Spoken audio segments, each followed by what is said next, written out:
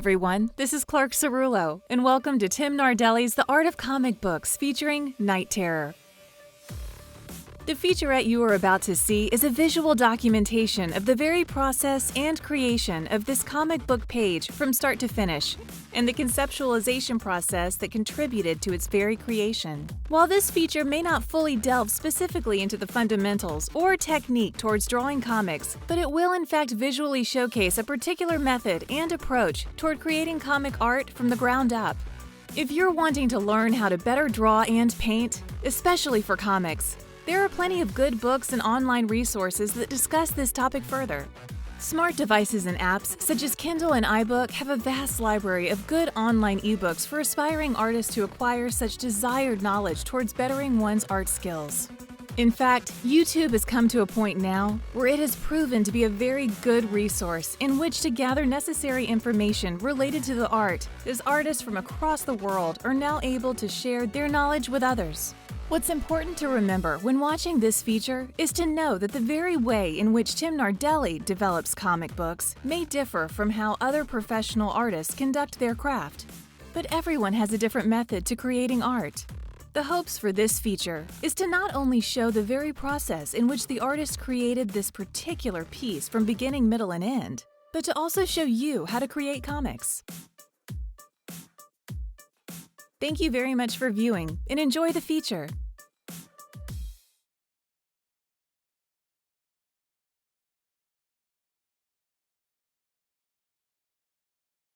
Before anything is drawn or illustrated on page, every comic book begins with the most crucial asset, the script. The script in this particular case is written and formatted in a unique way for comics in which describes to the artist, otherwise referred to as the penciler, what is to be visually drawn in each individual panel within the comic book page. In any production, whether it be theater, film, television, or video games, there must always be a script in which tells a story from start to finish. Comic books are no stranger to such process, as the script informs the artist not only what is occurring in each panel on the page itself, but specifically informs the penciler what to draw. Upon the script's completion, the illustrative side comes into fruition. Before diving into drawing and painting the actual comic page itself, it is always advised to create thumbnail images of the actual comic page beforehand. The purpose, like in any field of art, is to obtain a solid understanding of what the overall imagery, composition, and lighting will consist of before investing time and resources towards developing the final product. By taking the necessary time to brainstorm ideas, it provides not only the overall look and imagery within the page itself, but also allows the opportunity to consider the narrative, which will guide the reader in sequential order from the first panel on the page to the very last panel. This process also provides a more solid understanding to the artist in what needs to be drawn, as well as a more accurate scope of the amount of work. These benefits allow affiliates associated with the project, which includes writers, art directors, colorists, and editors, to be able to provide better notes in which can help further refine the art and narrative, which will make the storytelling more sufficient. For example, upon completing the thumbnail storyboard page, it was encouraged by the art director, Ben Ward, to add another panel in between panels 2 and 4, as a means to bridge the transition. By including an additional panel of story within the comic page, helps to not only further convey the main character as having a terrifying nightmare, but the way he awakes from it as well. This helps create a better sense of clarity for the storytelling, making it all the more clearer that the main character is experiencing a horrifying nightmare. With the necessary edits made and applied to the storyboard page, there is now a better understanding of what is occurring in each individual panel, and as a result, a better flow in storytelling is achieved.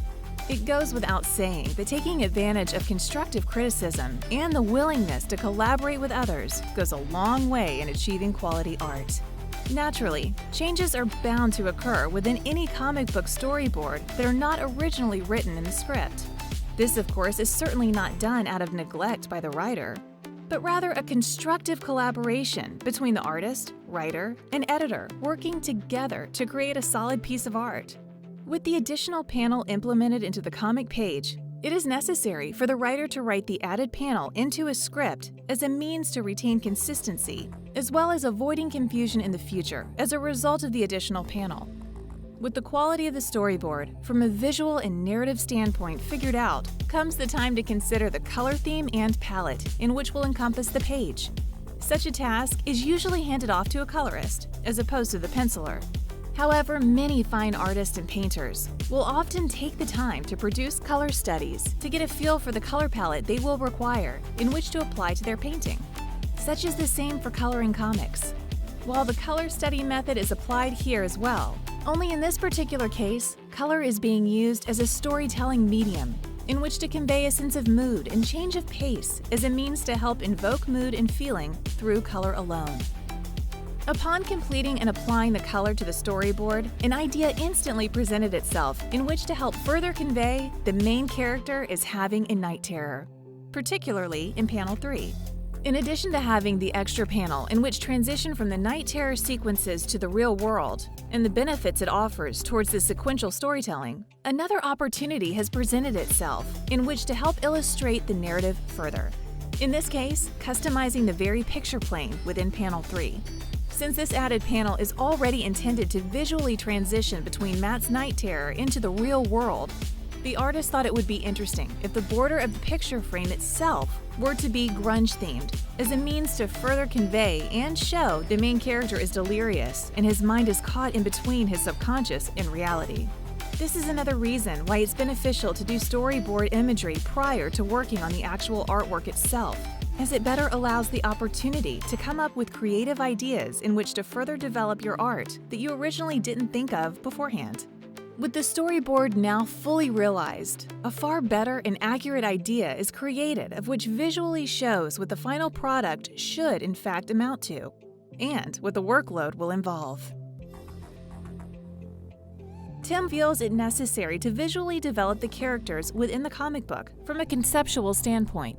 In this particular case, asking the question, what would these characters look like if they did in fact exist in real life? The protagonist of the story, Matt Deo.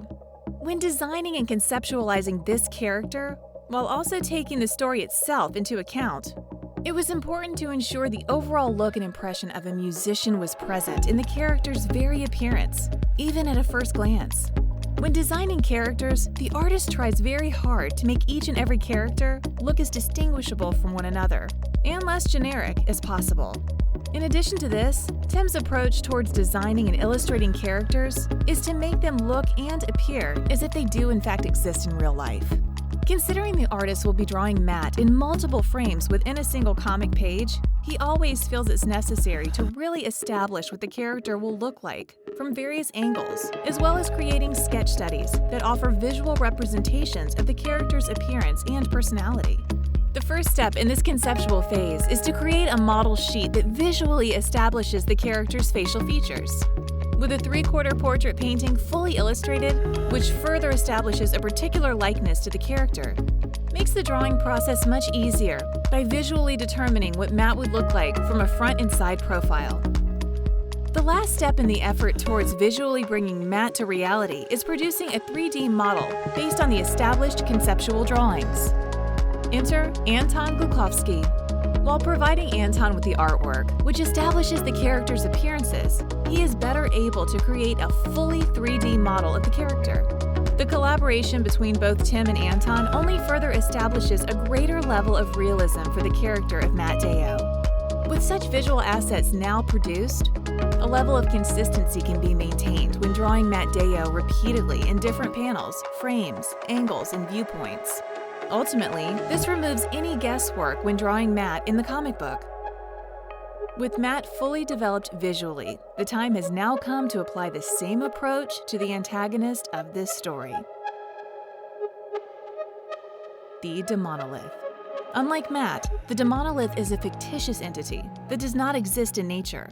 This makes the character more challenging to draw, because it is something that does not exist, which is why, as artists, we have both our imagination and creativity to help guide through and overcome such obstacles. To establish the same level of realism for something that does not exist, it requires the same conceptual approach in order to better create the intended vision and clarity to what the demonic figure could possibly look like if it did in fact exist. Before doing any drawing that would suggest structure or design to this creature, it was necessary to create a series of silhouette drawings to help establish a sense of form as a means to further explore possibilities in design. While a design was eventually established, however, like many artists, an artist block came about, in which the artist was uncertain how to take the silhouette design further, which required the aid of an art director to help get the design itself out of the ditch. Enter Mauricio Ruiz. While it took a lot of back and forth between the two artists, however, Mauricio's art direction and guidance made visual development much more efficient, that eventually the two were able to work through and overcome the design flaws that were preventing the demonic creature from being fully realized. Much like what was done in illustrating Matt's model sheet, the same was done for the demonolith. Only in this particular case, it was necessary to showcase the demon's full figure and anatomy. With the overall look and appearance of the demonolith now fully established, the next step in bringing this character to life, like Matt, is to create a 3D model. Enter Kevin Cassidy. With a clear conceptual design fully established, a 3D modeler like Kevin is better able to take the 2D medium, illustrated by Tim, and translate it into a fully 3D model. Since realism is a visual quality for this comic, it was important the same visual aesthetic was applied to the demonolith as well. Like Matt, with the necessary visual assets now fully produced, a level of consistency can be retained by drawing the demonolith repeatedly in different panels, frames, angles, and viewpoints. In this particular case, drawing something as complex as the demonolith, a visual aid such as this goes a long way and makes the job drastically much easier when it comes to drawing this particular character in the comic book. Much like the characters within this comic book, the setting and environments are just as important. Environments within comic books help to further create a setting in which allows the reader to better connect within the world in which these characters live in. The first environment brought to visualization in the comic book was Matt's studio loft. The process of conceptualizing Matt's studio loft involved the same method as previously demonstrated. However, in this particular case, we are designing an environment instead of a character. Perspective plays a huge role in drawing environments for comics. While perspective is certainly a challenging subject to grasp, it is something that should never be neglected either. Much like the storyboard image for this comic, it is always easier to create various thumbnail imagery in order to better conceive the look and feel of the environment. This process allows the freedom to explore ideas without having to get overly focused and stressed on the details and accurate perspective. The goal within this imagery is not only to find an interesting state of composition and lighting, but also to provide enough visual cues that suggest a musician lives within the studio loft, since Matt is a musician. In addition to this, since the story of Night Terror is set in the early 90s, it's very important to be mindful to ensure that everything within the studio loft is historically accurate, given the specific time period, dude. With the thumbnails completed and reviewed, it was decided to go with option 4 because it has the most interesting composition and offers a better view of the interior. After selecting the thumbnail, it is now time to bring better clarity and rendition to the environment. With a general design and overall understanding of the lighting, composition, and characteristic of the environment, it is much easier to implement a more accurate perspective into the interior. As such, making it easier to decorate the interior based on not only the time period, but Matt's profession as a musician as well. With Matt's studio loft now fully realized and completed, there's a far better understanding as to what the overall look of the environment should consist of, which provides a visual guidance to finding where the character lives.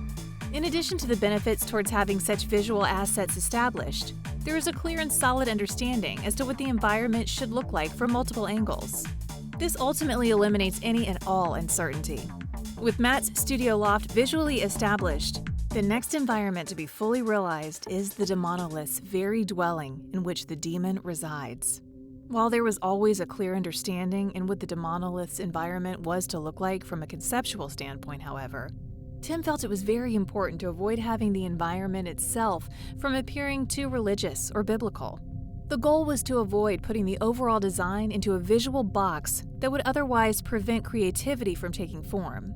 Although appearing as demonic and ominous, it was important the environment did not appear overly hellish, so it was decided by the artist to make the environment itself to look more necro instead.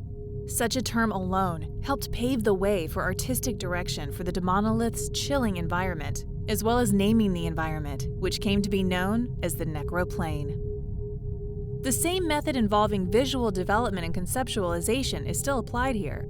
Even though such a chilling environment does not exist in actuality, certainly does not mean we cannot imagine what it would look like if such a place did in fact exist, which is what the world of comic books offers.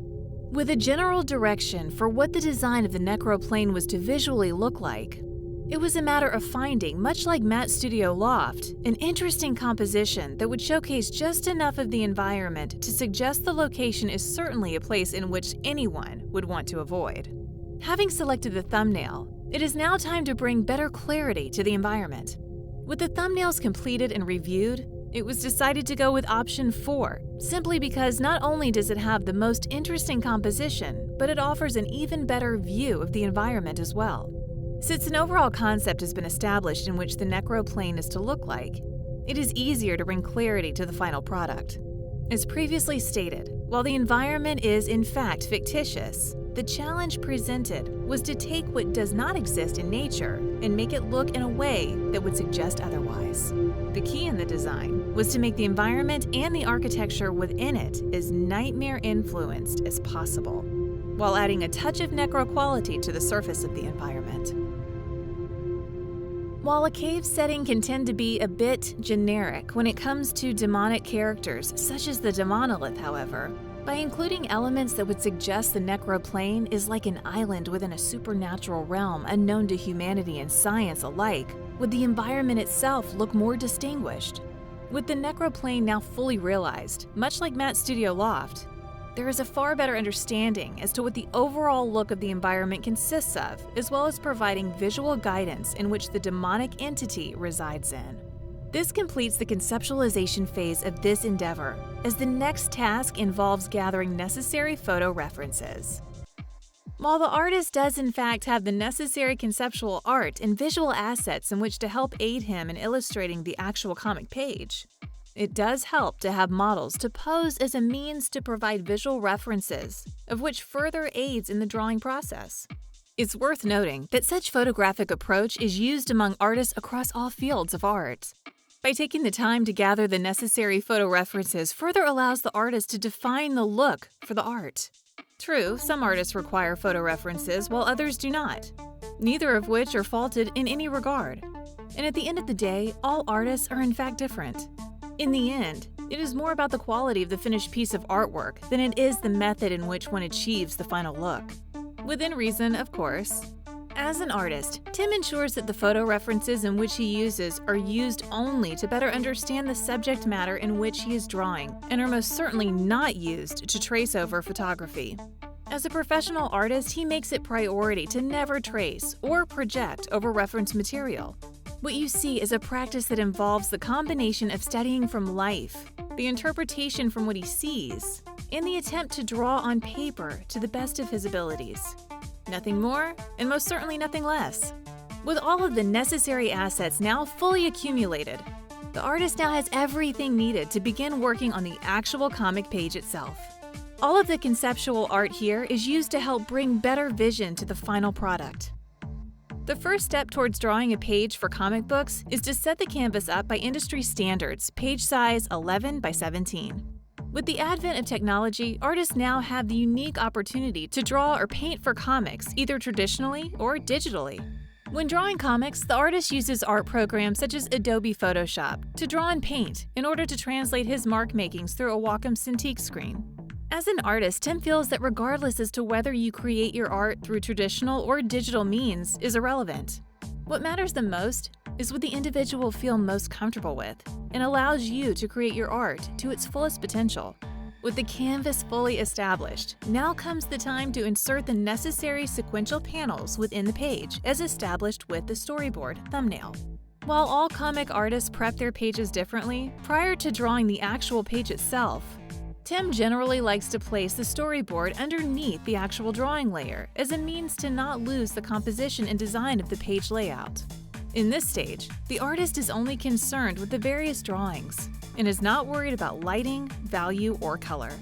At this particular moment, the artist's only concern is to ensure the quality of the drawing and overall line work simply because it is easier to correct mistakes at this stage as opposed to later on. Upon completion of the drawing phase of the comic page, the artists begin mapping out the shadow shapes within each panel in order to establish and define the separation between light and dark. It should be noted, particularly at this stage, is when an inker would come in to ink the page to further define the definition within the imagery. However, the method in which Tim draws comics is slightly different. With the shadow shapes established within each panel, the artist can then begin to render the imagery by establishing a sense of form and volume in order to convey three-dimensional form and depth on a 2D surface. In this stage, with both the linear and shadow shapes fully established, the artist now attempts to bring a better sense of three-dimensional volume through the means of rendering the forms within the imagery. It is at this very stage where the once flat shapes now become fully rendered. The completion of the black and white rendering leads to a better sense of three-dimensional form within the imagery on a 2D surface. This makes life much easier to apply color on the page, which is the next phase in this process. When it comes to coloring comics, there is indeed multiple methods and techniques in which to apply the application color. The techniques the artist elects to implement color to comics is referred to as the GLUKHOVSKY method. This method is a painting technique when an image is entirely rendered in shades of gray, is previously demonstrated to create the illusion of form to then be applied to translucent oil colors over the monotone underpainting. Personally, the artists prefer this particular approach when it comes to coloring for comics simply because it allows him to develop the foundation of the imagery without having to overly stress about the balances between light, dark, and color theory. Remember the color study Tim had done for the storyboard for this page? This is where such preliminary work comes back into play in being a visual aid towards applying a pre-established color palettes into the final piece. At this stage, with both the linear and shadow shapes fully established, the artist is now attempting to apply color to the black and white rendering by using the GLUKHOVSKY method to an illustration that has established a solid sense of rendering. While the artist is certainly keeping color theory in mind as he is coloring, however, he is also keeping in mind the overall storytelling as well. With this notion in mind, the colors the artist has selected helps to bring a sense of mood and feeling to the story being told. With the coloring now complete, the time has come to move into the final task of this comic, which involves typography. The final phase towards completing this comic page is none other than adding the necessary word balloons and the typography within it. It is at this point where the dialogue, captions, and sound effects that were written into the script are applied to convey the necessary information within each and every panel, all of which contribute toward telling the story from one panel to the next. The visual imagery is intended to be showing the story from panel to panel, while the word balloons and the various other styles of type used for comics are simply used to reinforce the narrative of the story. Through the years, both the methods regarding lettering comics have greatly evolved, as new ways in conveying information within comics have come a long way compared to the early days of comic book publishing. While the need for lettering, like everything else in comics, will always be a necessity, there are always new and exciting ways in which to integrate lettering into comics. This, of course, contributes to a more dramatized narration. This proceeds to conclude the final stage in creating this comic page. And that is how Tim Nardelli makes comics. You have not only witnessed the process in which Tim develops comic books, but have also seen how everything covered in this feature contributes to creating the final product.